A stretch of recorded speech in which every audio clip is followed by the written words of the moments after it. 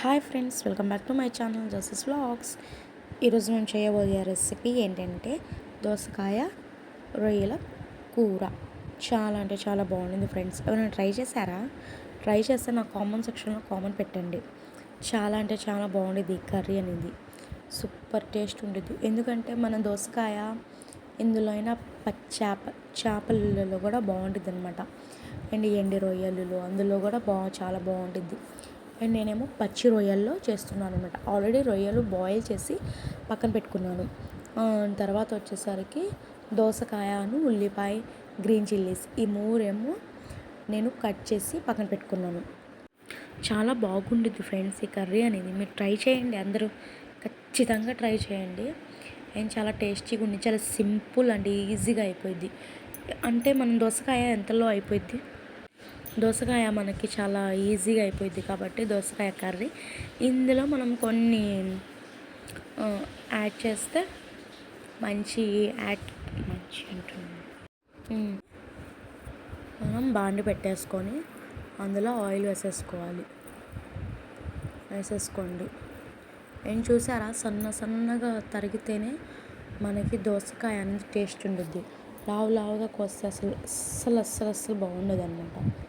సన్నగానే తరగాలి.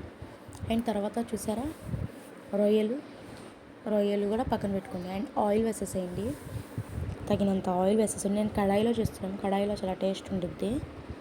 కడాయిలో ఆయిల్ వేసేసి తగినంత ఆయిల్ వేసేసిన తర్వాత అందులో ఆనియన్స్ కట్ చేసి పక్కన పెట్టుకున్నాం కదా, అవి వేసేసేయండి.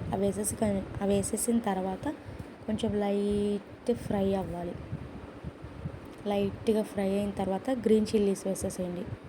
గ్రీన్ చిల్లీస్ వేసేసిన తర్వాత అల్లం వెల్లుల్లి పేస్ట్ వేసేసేయండి.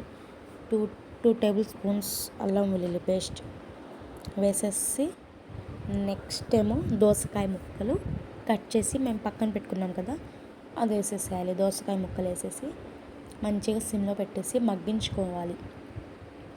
మంచిగా ఫ్రై చేసేసుకోండి. అసలు చాలా బాగుంటుంది కర్రీ.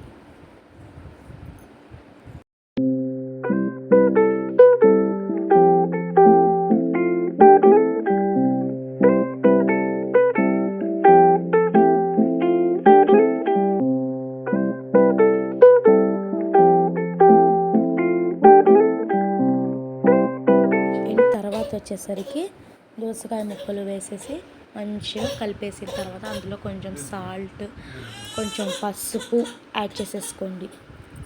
2 దోసకాయ ముక్కల్ని మంచిగా ఫ్రై చేసేసుకొని అండ్ కడాయిలో చాలా అంటే చాలా బాగుండేది కర్రీ అనేది మాకు. అండ్ కొంచెం ఫ్రై చేసిన తర్వాత తగినంత సాల్ట్ వేసేసి అండ్ కొంచెం పసుపు వేసేసి తర్వాత మంచిగా కలిపేసి సిమ్లో పెట్టేసి మూత పెట్టేయండి. ఒక 10 minutes మూత పెట్టేసిన తర్వాత తీయండి. అందులో వాటర్ వచ్చింది కదా, అది మొత్తం వెళ్ళిపోవాలి. అండ్ ఆ వాటర్తోనే ఆల్మోస్ట్ కుక్ అయిపోయిద్ది మనకి. అండ్ కొంచెం కారం వేసేసుకోండి. నేనైతే 3 tablespoons స్పూన్స్ ఆఫ్ కారం వేసేసాను. అండ్ తర్వాత రొయ్యలు ఉన్నాయి కదా, అవి కూడా వేసేసేయండి. మంచిగా కలిపేసేయండి. బాగా కలిపేసి అది సిమ్లో పెట్టేసి కొంచెం ఒక 5 minutes ఏమో కుక్ చేసేయండి. ఒక 5 minutes సిమ్లో పెట్టేసి చాలా అంటే చాలా బాగుంది ఫ్రెండ్స్ అన్నంలో. అండ్ నేనైతే రోటీలో తిన్నాను. చాలా బాగుంది, నాకైతే నచ్చింది. మీరు కూడా ట్రై చేయండి ఒకసారి.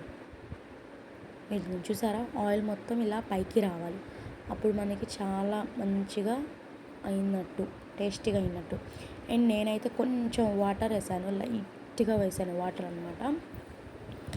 వాటర్ వేసేసిన తర్వాత మంచిగా కలిపేసి అండ్ కొంచెం వాటర్ ఏమో డ్రై అయిపోయిన తర్వాత అండ్ కొత్తిమీర వేసేసేయండి. అందులో పైన కొత్తిమీర వేసేస్తే ఆ ఫ్లేవర్ మొత్తం మంచిగా పట్టిద్ది అనమాట.